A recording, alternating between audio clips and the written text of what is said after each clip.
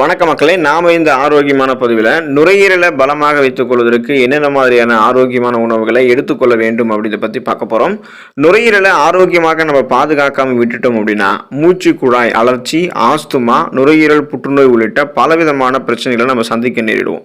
உலகம் முழுவதுமே நுரையீரல் சார்ந்த பிரச்சனையால் பலரும் அவதிப்பட்டு இருக்காங்க. இரட்டை உறுப்பு அப்படின்னு சொல்லப்படக்கூடிய நுரையீரல் தான் நம்ம சுவாசிக்கிறதுக்கு பயன்படுத்தக்கூடிய உறுப்பு.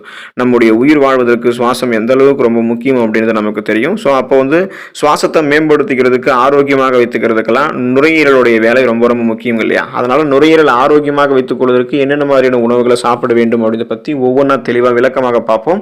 அதை பற்றி பார்க்கறதுக்கு முன்னாடி இந்த வீடியோவுக்கு மட்டும் ஒரு லைக் கொடுத்துட்டு இந்த தகவலை உங்களுக்கு தெரிஞ்சவங்களுக்கும் ஷேர் பண்ணிடுங்க. இது அவங்களுக்கும் பயனுள்ளதாக இருக்கக்கூடிய ஒரு ஆரோக்கியமான பதிவு தான்.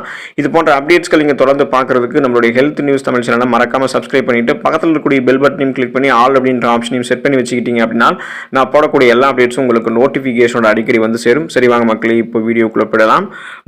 நுரையீரலை பாதுகாக்கிறதுக்கு நீங்க தண்ணீர் எடுத்துக்கொள்ள வேண்டியது ரொம்ப ரொம்ப அவசியம். நுரையீரல் ஆரோக்கியத்திற்கு தண்ணீர் மிகவும் அவசியம். நம்முடைய உடலின் வெளிப்புறத்தை நீரேற்றமாக வைத்துக் கொள்ள வேண்டியது எப்படி அப்படின்னா தண்ணீர் நமக்கு உதவிகரமாக இருக்கும். ஸோ அதே போல நம்முடைய உடலினுடைய உள்ளுறுப்புகளையும் ஆரோக்கியமாக கழிவுகள் இல்லாமல் சுத்தப்படுத்துவதற்கும் தண்ணீர் தான் உதவிகரமாக இருக்கு. தண்ணீர் நம்முடைய நுரையீரலை எப்போதுமே நீரேற்றமாக வைத்துக் கொள்வதற்கு உதவிகரமாக இருக்கும். நிறைய தண்ணீர் நம்ம குடிக்கும் போது நுரையீரலுடைய செயல்பாட்டை அதிகரிக்க செய்வதோடு சளி தொல்லை ஏற்படுவதை நம்ம தடுத்துக் கொள்ளலாம்.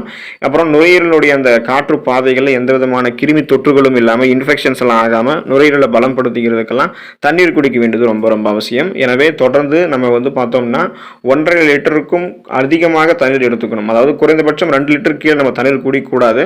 ஸோ அந்த மாதிரி நம்ம ஆரோக்கியமான தண்ணீர் எடுத்துக்கொள்ளும் போது நுரையீரல் பலமாக இருக்கும். நுரையீரலை பாதுகாக்கிறதுக்கு பழங்களில் மாதுளம் பழத்தை சாப்பிடலாம்.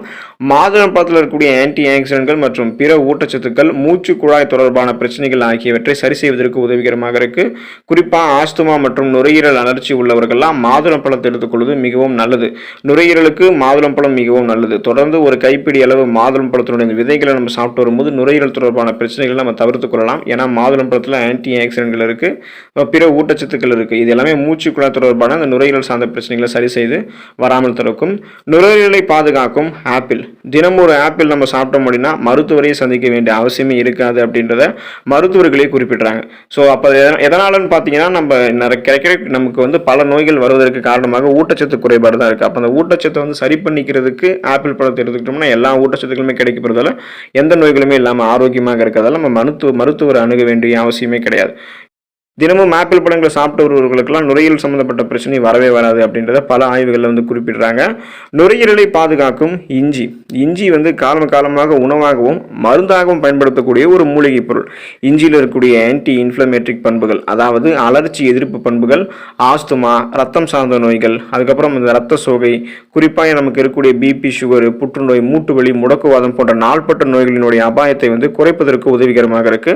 அதோடு நுரையீரல் தேங்கியிருக்கக்கூடிய இறுகிய நாள்பட்ட நெஞ்சு சளியை கரைத்து வெளியேற்றக்கூடிய தன்மையெல்லாம் இந்த இஞ்சிக்கு தான் இருக்கு. மேலும் நுரையீரல் இருக்கக்கூடிய கழிவுகளை வெளியேற்றி ஆரோக்கியமான நுரையீரலை பெறுவதற்கெல்லாம் நம்ம இஞ்சி நம்மளுடைய உணவுகளை சேர்த்துக்கலாம். இஞ்சி சாப்பிட்டோம்னா நுரையீரல் இன்ஃபெக்ஷன்ஸ் எதுவும் ஏற்படாது, தொற்று வியாதிகளும் நமக்கு ஏற்படாது.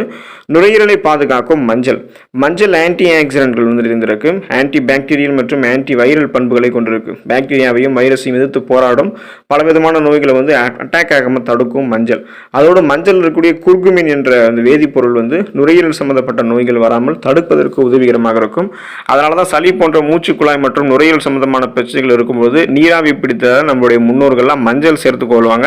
நம்ம மாத்திரைகள் பயன்படுத்துகிறோம். அதை தவிர்த்துட்டு மஞ்சள் சேர்த்து நீராவியை பிடிச்சோம் அப்படின்னா தொடர்ந்து இந்த மாதிரி நம்ம மஞ்சளை நம்மளுடைய உணவுகளை சேர்த்துக் கொள்ளும் போது நுரையீரல் சம்பந்தப்பட்ட பிரச்சனைகள் வராமல் நம்மளால் தடுப்பதற்கு உதவிகரமாக மஞ்சள் இருக்கும். நுரையீரலை பாதுகாக்கும் மஞ்சள் பூசணிக்காயில் கேரட்டை போலவே அதிக அளவு பீட்டா கரோட்டின், லூடின் போன்ற நுண்ணூட்ட சத்துக்கள் அடங்கியிருக்கு. அதோடு இந்த மஞ்சள் பூசணிக்காயை பார்த்தோம்னா அதோடு மட்டுமின்றி மஞ்சள் பூசணிக்காயில் ஆன்டி ஆக்சிடென்ட்கள் மற்றும் ஆன்டி இன்ஃப்ளமேட்ரிக் பண்புகள்லாம் இருக்குது. ஸோ இது எல்லாமே நுரையீரலை பாதுகாக்கிறதோடு நுரையீரல் ஏற்படக்கூடிய தொற்றுகள், அந்த இன்ஃபெக்ஷன்ஸ், சீசனாக புதுசாக அட்டாக் ஆகக்கூடிய தொற்று நோய்கள் போன்ற பிரச்சனைகளையும் எதிர்த்து போராடுவதற்கெல்லாம் மஞ்சள் பூசணிக்காய் நமக்கு உதவிகரமாக இருக்கும்.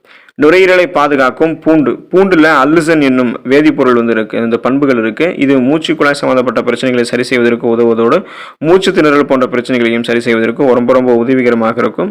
அப்போ அந்த மூச்சு குழாய் பிரச்சனை, மூச்சு திணறல் போன்ற இந்த மாதிரி நுரையீரல் சார்ந்த பிரச்சனைகளை கியூர் பண்ணிக்கிறதுக்கு பூண்டு எடுத்துக்கலாம். பூண்டில் இருக்கக்கூடிய ஆன்டி இன்ஃப்ளமேட்டரி பண்புகள் ஆஸ்துமாவை எதிர்த்து போராடுவதற்கும் அதற்கு சிறந்த மருந்தாக விளங்குவதற்கும் உதவிகரமாக இருக்கும். ஸோ நம்ம பூண்டு எடுத்துக்கொள்ளும் போது என்ன பண்ணலாம் அப்படின்னா நுரையீரலை பாதுகாப்பாக வைத்துக் கொள்ளலாம். நுரையீரலை பாதுகாக்கும் குடைமிளகாய் கேப்சிகம் நம்ம வந்து எடுத்துக்கிட்டோம் அப்படின்னா நமக்கு நுரையீரல் பலமாக இருக்கும். விட்டமின் சி எனும் உயிர் சத்து நுரையீரலை பாதுகாக்கிறதுக்கும் நோய் எதிர்ப்பு சக்தி அந்த ஆற்றலை வந்து அதிகரிக்க செய்யறதுக்கும் உதவிகரமாக இருக்கும்.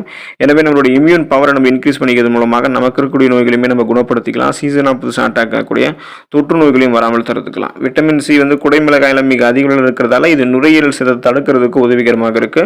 அது மட்டுமின்றி குடைமிளகாயில் இருக்கக்கூடிய மிக முக்கியமான கெரோட்டினாய்டுகள் நுரையீரல் புற்றுநோயினுடைய அபாயத்தையும் உங்களுக்கு வந்து குறையுது. ஸோ அதனால நுரையீரல் சார்ந்த புற்றுநோய் இன்னும் பல விதமான பிரச்சனைகள் எதுவும் வராமல் நீங்கள் ஆரோக்கியமாக இருக்கிறதுக்கு நுரையீரல் சார்ந்த பிரச்சனைகளை சிக்கி தவித்து அதுலேருந்து வெளியே வராமல் தவிக்கிறீங்கன்னா தொடர்ந்து இந்த உணவுகளை வந்து நீங்கள் எடுத்துக்கோங்க.